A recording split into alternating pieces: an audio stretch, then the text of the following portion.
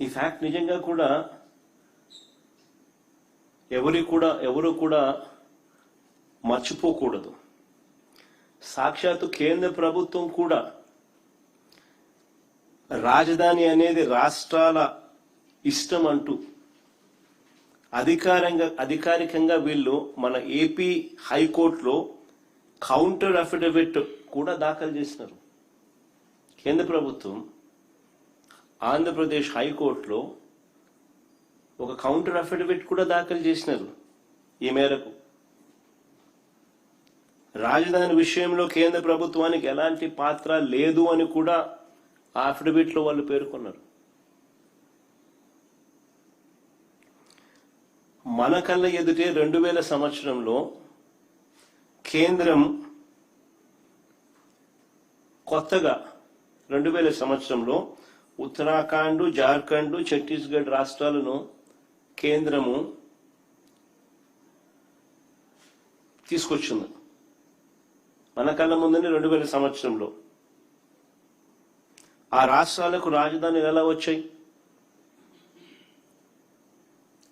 కేంద్రం ఏదైనా డిసైడ్ చేసిందా? కేంద్రం నిర్ణయించలేదే. ఆయా రాష్ట్రాలు వాళ్ళు నిర్ణయించుకున్నారు.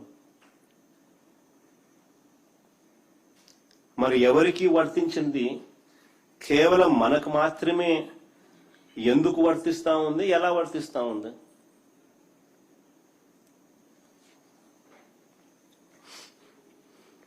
నిజంగా మరి ఎందుకు ఈ తీర్మానం పేరిట ఈ డ్రామా చేస్తా ఉన్నారు? మరి 7 ఏళ్లుగా నేను చంద్రబాబు నాయుడు గారిని అడుగుతా ఉన్నా, మరి 7 ఏళ్లుగా మీరే ముఖ్యమంత్రిగా ఉండి మొదటి టర్మ్ 5 సంవత్సరాలు, తర్వాత ఇప్పుడు 2 సంవత్సరాలు,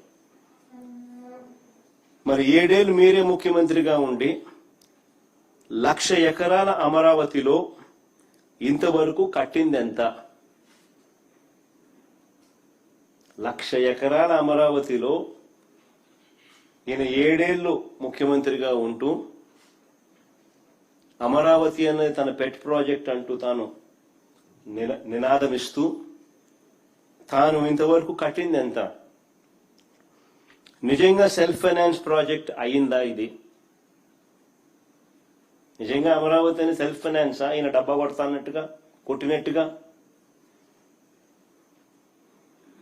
ఏ దేశం పోతే ఆ దేశం బొమ్మలు ఈయన చూపిస్తాడు.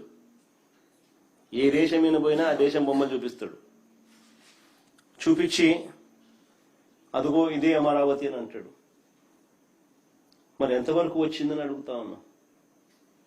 ఆ దేశాలు ఇక్కడ ఏమైనా కనపడుతున్నాయా? కనీసం భూములు ఇచ్చిన రైతులకు చెప్పిన హామీలైనా నెరవేర్చాడా ఈ పెద్ద మనిషి? మొదట తీసుకున్న 50,000 ఎకరాల్లో, వెరీ ఇంపార్టెంట్ ఇది, మొదట తీసుకున్న 50,000 ఎకరాల్లోనే రోడ్లు, కేవలం రోడ్లు, కరెంటు, డ్రైనేజ్ అంటే సీవరేజ్, వాటర్, వీటి కల్పనకి అయ్యే ఖర్చు చంద్రబాబు నాయుడు గారి స్వయాన లెక్కల ప్రకారమే, ఈయనే కేంద్ర ప్రభుత్వానికి ఇచ్చిన లెక్కలు, ఈయనే వివిధ బ్యాంకులకు ఇచ్చిన లెక్కల ప్రకారమే ఎకరాకు 2 కోట్లు అవుతుంది అని చెప్పాడు. అంటే 50,000 ఎకరాలకు అయ్యే 1,00,000 కోట్లకే దిక్కు లేదనుకుంటే, 1,00,000 కోట్లకే దిక్కు లేదనుకుంటే ఇప్పుడు సడన్ గా మరో 50,000 ఎకరాలు దీనికి అదనంగా అయ్యే ఖర్చు, దీనికి సడన్ గా అదనంగా మరో 50,000 ఎకరాలు యాడ్ చేస్తున్నాడు. ఇంతకు ముందున్న 50,000 ఎకరాలు దానికి అయ్యే మళ్ళా అదనంగా మరో 1,00,000 కోట్ల రూపాయలు. ఇలా అమరావతిని ఎందుకు పెంచాల్సి వస్తా ఉంది, ఎందుకు పెంచుకుంటూ పోతున్నారు? ఆ డబ్బులు ఎలా వస్తాయి అంటే 1,00,000 ఎకరాల్లో, ఆ 1,00,000 ఎకరాల్లో కేవలం రోడ్లు వేయడానికి, కేవలం కరెంట్ ఇవ్వడానికి, కేవలం సేవరేజ్ వ్యవస్థ క్రియేట్ చేయడం కోసం, కేవలం నీటి వ్యవస్థ క్రియేట్ చేయడం కోసం, బేసిక్ ఇన్ఫ్రాస్ట్రక్చర్ క్రియేట్ చేయడం కోసం ఈ 1,00,000 ఎకరాలలో 2 లక్షల కోట్లు కావాలి అని వీళ్ళు చెప్పిన లెక్కల ప్రకారమే. మరి ఈ డబ్బులు ఎలా వస్తాయి?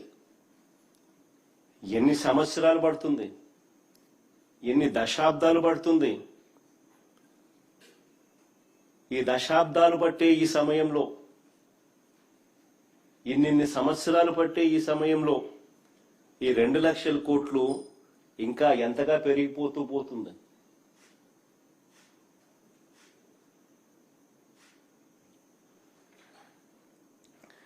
రెండు 2019కు ముందు ఈయనే స్వయంగా చేసిన మాస్టర్ ప్లాన్. 2019కు ముందు 50,000 ఎకరాలకు సంబంధించి బ్రహ్మాండమైన వరల్డ్ క్లాస్ రాజధాని ఇక్కడ వస్తా ఉందని ఈయనే మాస్టర్ ప్లాన్ తయారు చేసినాడు, మనందరికీ ఊదరగొట్టి, బాహుబలి సెట్టింగ్లన్నీ చూపించి. మరి 2019కు ముందు ఈయనే స్వయంగా చేసిన మాస్టర్ ప్లాన్ ను సడన్ గా ఈయనే ఎందుకు మారుస్తున్నాడు?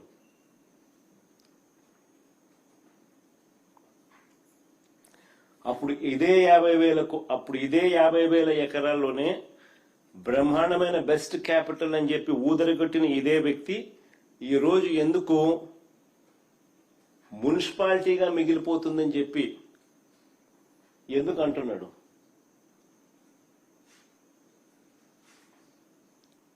ఆ మాట అని ఇంకొక 50,000 ఎకరాలు కావాలంటున్నాడు.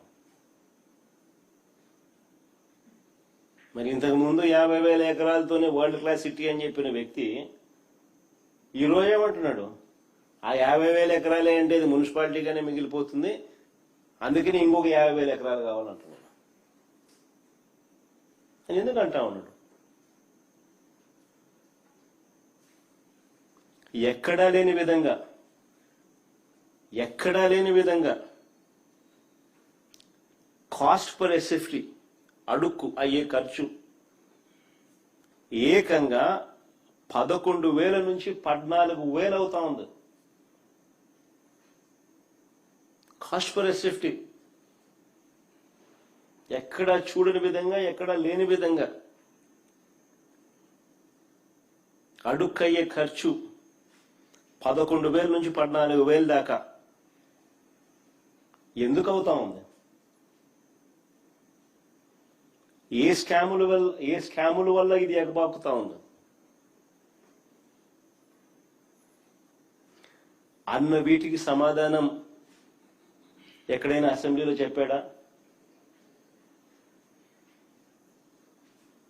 5:30 గంట అసెంబ్లీలో ఇటువంటి ప్రశ్నలకు ఏదైనా సమాధానం చెప్పాడా? ఆ 5:30 గంటల సమావేశం కేవలం జగన్ను, వైఎస్ఆర్ కాంగ్రెస్ పార్టీని దుమ్మెత్తిపోయడానికి, బూతులు తిట్టడానికి మాత్రమే వాడుకున్నారు.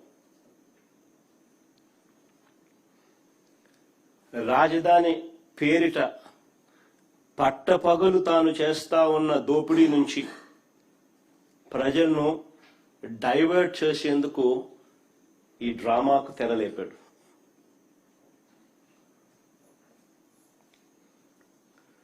ఆశ్చర్యం ఏమిటో తెలుసా? ఓవైపున అసెంబ్లీ పిలుస్తాడు. ఇంతకుముందు నేను అన్నాను కదా, ఈ మనిషికి చిత్తశుద్ధి లేదు, నిజాయితీ అంతకన్నా లేదు అని చెప్పి. ఆశ్చర్యం ఏమిటి అని అంటే, ఓవైపు అసెంబ్లీని పిలుస్తాడు, ఇంకోవైపు అదే చట్టసభలో భాగమైన కౌన్సిల్ని పిలవడు.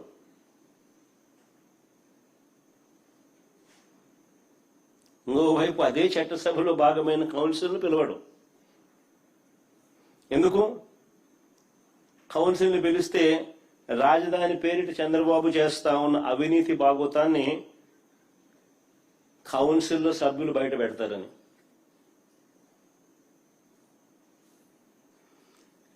ఈయన బండారాన్ని అంతా కూడా వాళ్ళు కడిగి పాడేస్తారని.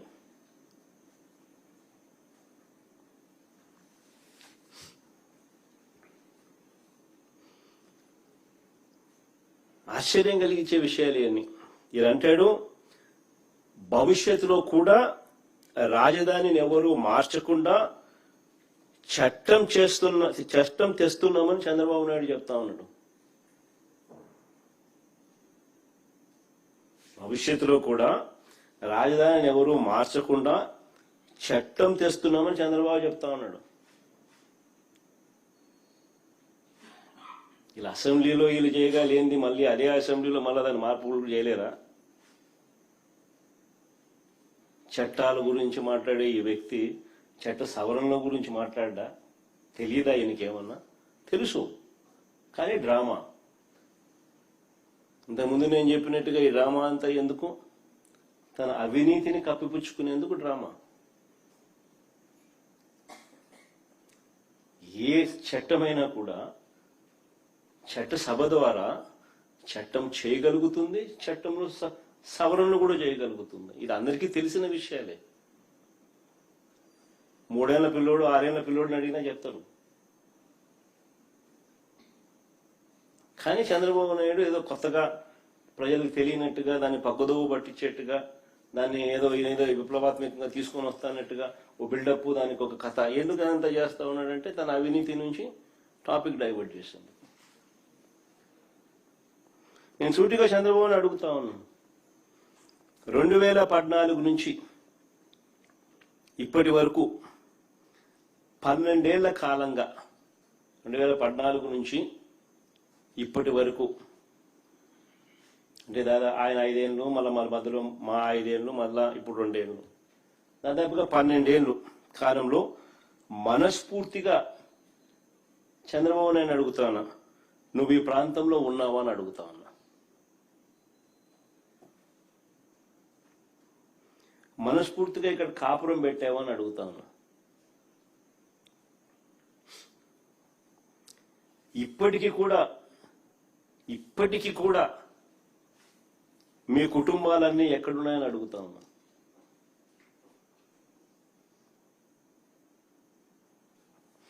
రెండు 2019 వరకు హైదరాబాదుకు షటిల్ సర్వీస్,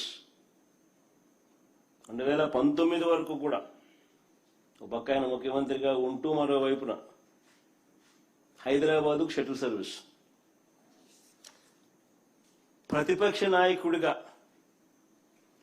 ఎన్నికల వరకు వీళ్ళ అడ్రస్ అంతా హైదరాబాదే.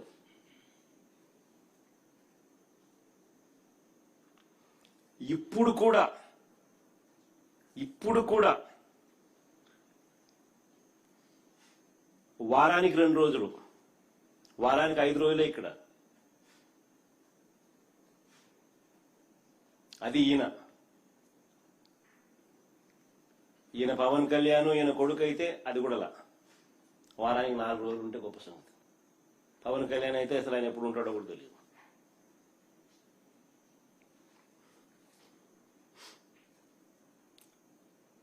ప్రత్యేకంగా ఒక్కొక్కరికి ఒక్కొక్క విమానం, షటిల్ సర్వీస్,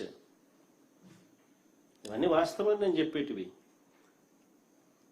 ఏదైనా కానీ దుమ్మెత్తిపోయాలా అసెంబ్లీ అన్నది, అసెంబ్లీలో దుమ్మెత్తిపోయాలి అని ఒక ఆరాటంతో మమ్మల్ని తిడతారు తప్ప, మేము అడిగే ప్రతి ప్రశ్న వాస్తవంగా లోతైన ప్రశ్నలు, ప్రతి ఒక్కరూ ఆలోచన చేయదగ్గ ప్రశ్నలు. ఫేర్గా నిజంగా ఈ సబ్జెక్ట్ మీద మాట్లాడదాం, ఫేర్గా ఈ సబ్జెక్ట్ను ప్రస్తావిద్దాం.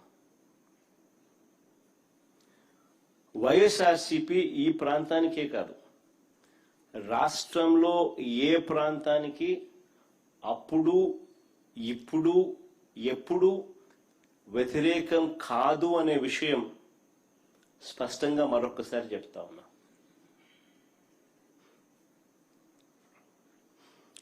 కొన్ని వాస్తవమైన విషయాలు మీ ద్వారా ప్రజల ముందు, ఈ ప్రెస్ కాన్ఫరెన్స్ ద్వారా ప్రజల ముందుకు తీసుకుని పోయే ప్రయత్నం చేస్తా ఉన్నాం.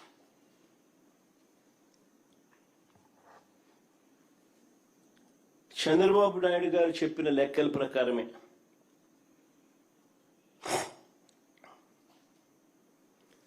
తానంతటి తానే కేంద్రానికి, తానంతటి తానే బ్యాంకులకు వాళ్ళు సబ్మిట్ చేసిన డిపిఆర్ రిపోర్ట్ల ప్రకారమే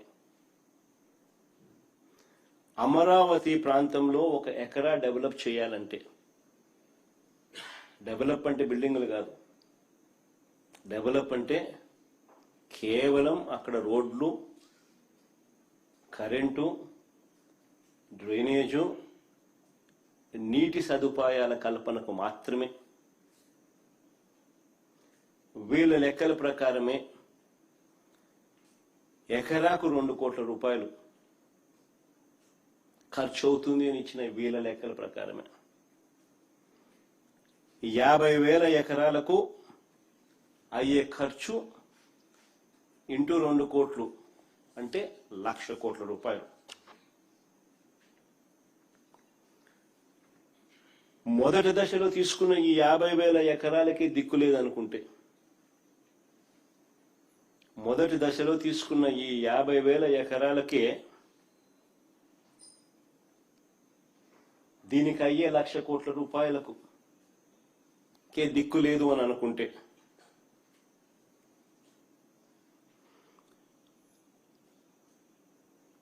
బేసిక్ ఇన్ఫ్రాస్ట్రక్చర్కు మాత్రమే నేను చెప్తా ఉన్నా. ఈ 50,000 ఎకరాలలో బేసిక్ ఇన్ఫ్రాస్ట్రక్చర్ మాత్రమే, రోడ్లు, డ్రైనేజీలు, కరెంటు, నీళ్లు, ఇటువంటి బేసిక్ ఇన్ఫ్రాస్ట్రక్చర్కి అయ్యే ఖర్చే ఎకరాకు 2 కోట్ల చొప్పున 1,00,000 కోట్ల రూపాయలకు దిక్కు లేదనుకుంటే, రెండో దశలో మరో 50,000 ఎకరాలు తీసుకుంటానని చెప్తా ఉన్నాడు. అందులో సుమారు 20,000 ఎకరాలకు ఇప్పటికే నోటిఫికేషన్ కూడా ఇచ్చేశాడు. రెండో దశకు సంబంధించి రెండో దశలో 50,000 ఎకరాలకు గాను 20,000 ఎకరాలకు ఇప్పటికే నోటిఫికేషన్ కూడా ఇచ్చేశాడు. ఈ లెక్కన రాజధానిలో 1,00,000 ఎకరాలలో, వెరీ ఇంపార్టెంట్ పాయింట్, ఈ లెక్కన రాజధానిలో 1,00,000 ఎకరాల్లో తీసుకున్న 1,00,000 ఎకరాలలో కేవలం రోడ్లు వేయడానికి, కేవలం కరెంట్ ఇవ్వడానికి, కేవలం నీళ్ళు ఇవ్వడానికి, కేవలం డ్రైనేజ్ కనెక్షన్లు ఇవ్వడానికి, ఇటువంటి బేసిక్ సదుపాయాలను కల్పించడానికి ఈ లెక్క ప్రకారమే, ఈయన ఇచ్చిన లెక్కల ప్రకారమే ఎకరాకు 2 కోట్ల రూపాయలు ఇంటూ 1,00,000 ఎకరాలు అంటే ఏకంగా 2,00,000 కోట్లు కావాలి. చాలా చాలా ఇంపార్టెంట్ పాయింట్. భవిష్యత్తులో ఈ ప్రాజెక్ట్ పూర్తయ్యేసరికి ఈ 2,00,000 కోట్లు ఇంకా ఎంత పెరుగుతుందో చెప్పలేం, ఎన్ని సంవత్సరాలు పడుతుందో చెప్పలేం, ఎన్ని దశాబ్దాలు పడుతుందో చెప్పలేం. ఈ సంవత్సరాలలో పట్టే ఈ దశాబ్దాల్లో ఈ 2,00,000 కోట్లు కాస్త ఇంకా ఏ స్థాయికి పోతుందో కూడా చెప్పలేం. 2 లక్షలు 4 లక్షలు అవుతుందో, 4 లక్షలు 10 లక్షలు అవుతుందో, సమయం దశాబ్దాలను బట్టి డిసైడ్ అవుతుంది. మరి నేను అడుగుతా ఉన్నా, మరి 12 ఏళ్ల క్రితం మరి చంద్రబాబు నాయుడు అడుగుతా ఉన్నా, ఈ ఎకరాకు 2 కోట్లు అని చెప్పి ఏదైతే చంద్రబాబు నాయుడు చెప్తా ఉన్నాడో, ఈ బేసిక్ ఇన్ఫ్రాస్ట్రక్చర్ ప్రొవైడ్ చేయడానికి కోసం అయ్యే ఖర్చు, ఇది కూడా 12 ఏళ్ల క్రితం 2014లో ఈయన ఇచ్చిన లెక్కలు.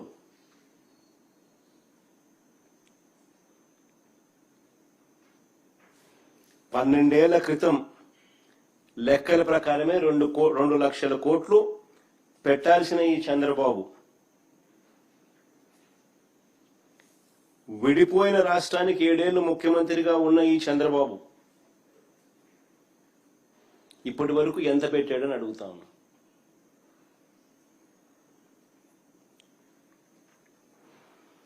రెండు 2014 నుంచి 19 మధ్యలో తొలి 5 ఏళ్లలో ఈయన పెట్టింది కేవలం 5,335 కోట్లు. 2014 నుంచి 2019 మధ్యలో తొలి 5 ఏళ్లలో ఈయన పెట్టిన ఖర్చు 5,335 కోట్లు, 2 లక్షల కోట్లకు గాను. అవి కూడా అప్పుల ద్వారా తెచ్చినవే. ఈ 2 ఏళ్లలో కూడా ఎంత పెట్టారని చూస్తే, ఇప్పుడు మళ్ళీ సెకండ్ టర్మ్ మళ్ళీ ఆయన ముఖ్యమంత్రిగా ఆయన ఈ 2 ఏళ్లలో కూడా ఎంత పెట్టారని చూస్తే, నాకున్న సమాచారం ప్రకారం చంద్రబాబు నాయుడు గారు అమరావతి కోసం ప్రస్తుతానికి చేసిన గ్రాస్ కమిటెడ్ అప్పులు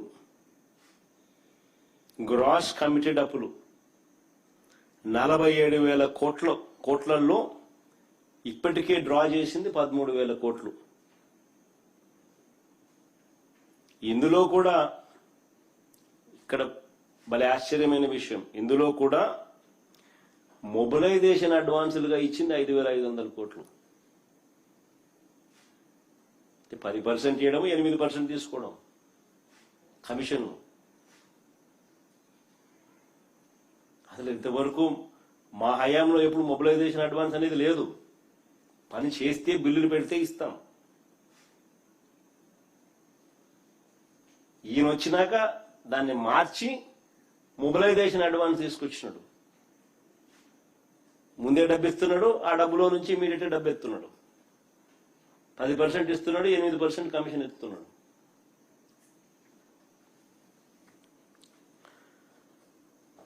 కేవలం 2,500 కోట్లు మాత్రమే బిల్లుల కింద ఇచ్చాడు ఈ 2 ఏళ్లలో. ఈ 2 ఏళ్లలో కేవలం 2,500 కోట్లు మాత్రమే బిల్లుల కింద ఇచ్చారు. ఇంకా ఆశ్చర్యం ఏమిటో తెలుసా, 960 కోట్లు డైవర్ట్ కూడా చేసినారు. 960 కోట్లు డైవర్ట్ కూడా చేసినారు. అంటే ఈయన 7 పీరియడ్లో 7 కాలంలో ఈయన ఖర్చు చేసింది ఇప్పుడు 2,500 కోట్లు, అప్పుడు 5,335 కోట్లు, అంటే దాదాపుగా 8,000 కోట్లు.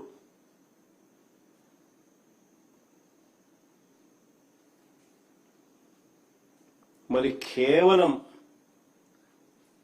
నేను చంద్రబాబు నాయుడు గారిని అడుగుతా ఉన్నా, మరి కేవలం రోడ్లు వేయడానికి, కేవలం కరెంట్ ఇవ్వడానికి, కేవలం నీళ్లు ఇవ్వడానికి, కేవలం డ్రైనేజ్ వంటి మౌలిక వసతులు కల్పించడానికే 2 లక్షల కోట్లలో 7 ఏళ్లలో ఖర్చు పెట్టింది ఈయన కేవలం 8,000 కోట్లు.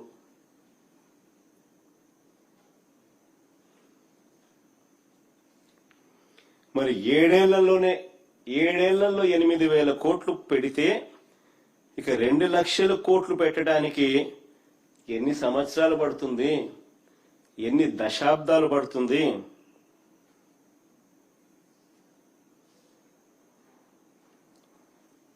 ఈ లెక్కల ప్రకారం చూస్తే అందరూ కూడా ఆలోచన చేయాలి ఈ విషయాలన్నీ కూడా.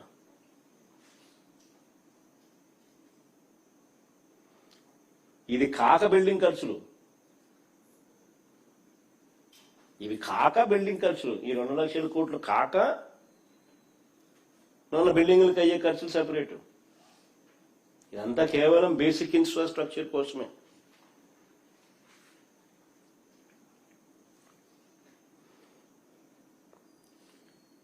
ఆశ్చర్యం ఏమిటో తెలుసా,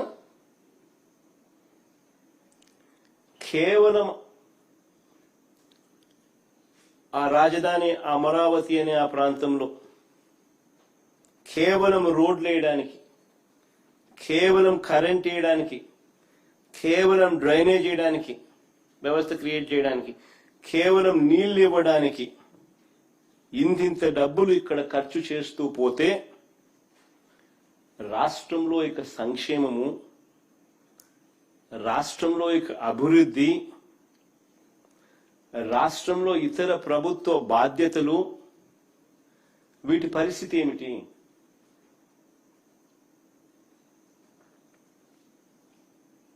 ఇది చాలా చాలా ఇంపార్టెంట్ పాయింట్.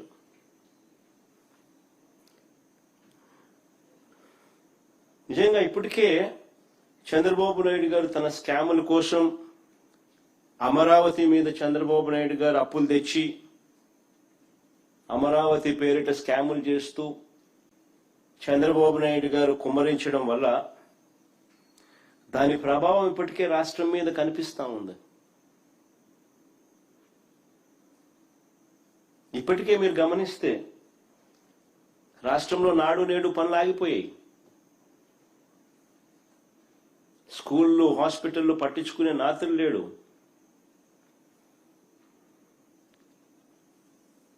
పిల్లలకు ఇవ్వాల్సిన విద్యా దీవెన, వసతి దీవెన, ఫీజు రీయింబర్స్మెంట్, వసతి దీవెన ఆగిపోయింది. ఈ సంవత్సరంతో కలిపితే 10,000 కోట్ల రూపాయలు అవసరమైతే బడ్జెట్లో పెట్టింది 2,600 కోట్లు బకాయిలతో కలిపి. ఆరోగ్యశ్రీ ఆగిపోయింది ఇప్పటికే. ఈరోజు పేపర్లో ఏకంగా బోర్డు తిప్పేసినారు రాష్ట్ర ప్రభుత్వం మీద నిరసన తెలుపుతూ. నెట్వర్క్ హాస్పిటల్ పేదవాడికి ఉచితంగా వైద్యం చేసే కార్యక్రమానికి ఫుల్ స్టాప్ పెడుతూ స్ట్రైక్ కాల్ ఇచ్చినారు. వ్యవసాయం పూర్తిగా దెబ్బతినింది.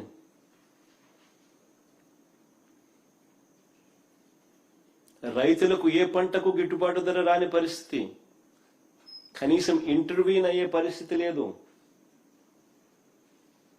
ఉచిత పంటల బీమా గాలికి ఎగిరిపోయింది. ఇప్పటికే ఆర్బీకేలు నిర్వీర్యమైపోయాయి. ఈ క్రాప్ జరిగిందా లేదా పట్టించుకునే నాతులు లేడు. మెడికల్ కాలేజ్ పనులు పూర్తిగా ఆగిపోయాయి. రాజధాని విషయంలో ఆంధ్రప్రదేశ్ అసెంబ్లీలో తీర్మానం చేసి కేంద్రానికి పంపించిన విషయం గురించి, రాజధాని డెవలప్మెంట్ గురించి జగన్ మాట్లాడుతూ ఉన్నారు. నిజానికి రాష్ట్రాల రాజధాని అనేది రాష్ట్రాల ఇష్టం మాత్రమే, కేంద్రానికి మాత్రమే రాజధాని ఉంటుంది. రాష్ట్రాల రాజధాని గురించి ఎక్కడ రాజ్యాంగంలో లేదు అని జగన్ అంటూ ఉన్నారు. మన ఆంధ్రప్రదేశ్ అసెంబ్లీ అమరావతిని ఆంధ్రప్రదేశ్కు శాశ్వత రాజధానిగా ఉంచడం కోసం, చట్టబద్ధత కల్పించడం కోసం, అమరావతికి రాజధానిగా చట్టబద్ధత కల్పించడం కోసం అసెంబ్లీలో తీర్మానం చేసి కేంద్రానికి పంపించారు. దీనిపై వైసీపీ అధినేత జగన్ మాట్లాడుతూ ఉన్నారు. నిజానికి రాజధాని అనేది రాష్ట్రాల ఇష్టమని గతంలోనే ఒక అఫిడవిట్లో హైకోర్టులో కేంద్రమే తెలియజేసింది.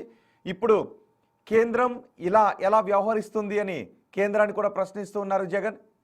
అంతేకాదు, ఒకవేళ చట్టాలు మార్పులు చేయడం, చట్టాల సవరణ చేయడం అనేది ఇప్పుడు చేసినట్టుగానే తదుపరి వచ్చే ప్రభుత్వాలకు కూడా ఒకవేళ మార్చాలి అనుకుంటే చట్ట సవరణలు చేయలేవా అని జగన్ అడుగుతూ ఉన్నారు. అంతేకాదు, అసెంబ్లీలో తీర్మానం చేశారు కానీ మండలిలో ఎందుకు తీర్మానం చేయలేదు అనే విషయాన్ని కూడా జగన్ ప్రశ్నిస్తున్నారు. చట్టబద్ధత కోసం అసెంబ్లీలో తీర్మానం చేసి మండలిని ఎందుకు విస్మరించారు అని జగన్ ప్రశ్నిస్తూ ఉన్నారు. ఆంధ్రప్రదేశ్కు శాశ్వత రాజధానిని అమరావతిగా చేయటం కోసం నిజానికి 2014 తర్వాత, విభజన తర్వాత అధికారంలోకి వచ్చిన టీడీపీ ఆంధ్రప్రదేశ్కు అమరావతిని రాజధానిగా చేయడం కోసం అక్కడ రైతుల దగ్గర నుంచి భూమిని సేకరించారు. సెల్ఫ్ సస్టైన్ రాజధానిగా అమరావతిని చేయాలి అని అనుకున్నారు. 5 ఏళ్ల కాలంలో కొన్ని నిర్మాణాలు జరిగాయి. ఆ తర్వాత అధికారంలోకి వచ్చిన తర్వాత జగన్ ఏక రాజధాని కాదు 3 రాజధానులు అనడంతో ఆంధ్రప్రదేశ్ రాజధాని సందిగ్ధంలో పడిపోయింది. 5 ఏళ్ల పాటు రాజధాని ఏది అనేది తెలియని సందిగ్ధంలో పడిపోయింది. దీంతో మళ్ళీ అధికారంలోకి వచ్చిన తర్వాత టీడీపీ భవిష్యత్తులో వచ్చే ఏ పార్టీ కూడా, ఏ ప్రభుత్వం కూడా ఇలా అసందిగ్ధతలో పడేయకుండా ఉండటం కోసమని అమరావతిని శాశ్వత రాజధానిగా చేయడం కోసం తీర్మానం చేసి పంపించారు. దీనిపై జగన్ మాట్లాడుతూ ఉన్నారు. అలా తీర్మానం చేస్తే తదుపరి వచ్చిన ప్రభుత్వాలు సవరణ చేయలేవా అని కూడా జగన్ ప్రశ్నిస్తున్నారు. సో రాజధానుల గురించి జగన్ ఏం మాట్లాడారో ఆ ఇంపార్టెంట్ పాయింట్స్ ఏంటో ఒకసారి చూద్దాం. నేను అడుగుతా ఉన్నా, అసలు రాజ్యాంగంలో రాజధాని అనే పదం ఎక్కడైనా ఉందా అని? రాజ్యాంగంలో ఎక్కడ రాష్ట్రాలకు సంబంధించి రాజధానులు అనే పదం ఎక్కడా లేదు. దేశానికి మాత్రమే రాజధాని ఉంటుంది తప్ప రాష్ట్రాలకు రాజధాని అనేది కాన్స్టిట్యూషన్లో లేదు. Only seats of governance. ఈ ఫ్యాక్ట్ నిజంగా కూడా ఎవరు కూడా మర్చిపోకూడదు. సాక్షాత్తు కేంద్ర ప్రభుత్వం కూడా రాజధాని అనేది రాష్ట్రాల ఇష్టం అంటూ అధికారికంగా వీళ్ళు మన ఏపీ హైకోర్టులో కౌంటర్ అఫిడవిట్ కూడా దాఖలు చేసినారు. కేంద్ర ప్రభుత్వం ఆంధ్రప్రదేశ్ హైకోర్టులో ఒక కౌంటర్ అఫిడవిట్ కూడా దాఖలు చేసినారు. ఈ మేరకు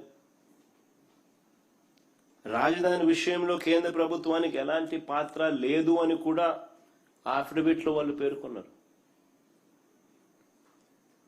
కొత్తగా 2000 సంవత్సరంలో ఉత్తరాఖండ్, జార్ఖండ్, ఛత్తీస్గఢ్ రాష్ట్రాలను కేంద్రము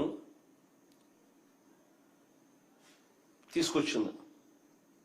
మన కళ్ళ ముందునే 2000 సంవత్సరంలో ఆ రాష్ట్రాలకు రాజధానులు ఎలా వచ్చాయి? కేంద్రం ఏదైనా డిసైడ్ చేసిందా? కేంద్రం నిర్ణయించలేదే. ఆయా రాష్ట్రాలు వాళ్ళు నిర్ణయించుకున్నారు. మరి ఎవరికి వర్తించింది కేవలం మనకు మాత్రమే ఎందుకు వర్తిస్తా ఉంది, ఎలా వర్తిస్తా ఉంది? 1,00,000 ఎకరాల అమరావతిలో ఈయన 7 ఏళ్ళు ముఖ్యమంత్రిగా ఉంటూ అమరావతి అనేది తన పెట్ ప్రాజెక్ట్ అంటూ తాను నినాదమిస్తూ తాను ఇంతవరకు కట్టింది ఎంత? నిజంగా సెల్ఫ్ ఫైనాన్స్ ప్రాజెక్ట్ అయిందా ఇది? నిజంగా అమరావతి అని సెల్ఫ్ ఫైనాన్సా? ఈయన డబ్బా కొట్టినట్టుగా ఏ దేశం పోతే ఆ దేశం బొమ్మలు ఈయన చూపిస్తాడు. ఏ దేశం ఈయన పోయినా ఆ దేశం బొమ్మలు చూపిస్తాడు. చూపించి అదిగో ఇదే అమరావతి అని అంటాడు. మరి ఎంతవరకు వచ్చిందని అడుగుతా ఉన్నా. ఆ దేశాలు ఇక్కడ ఏమైనా కనపడుతున్నాయా? కనీసం భూములిచ్చిన రైతులకు చెప్పిన హామీలైనా నెరవేర్చాడా ఈ పెద్ద మనిషి?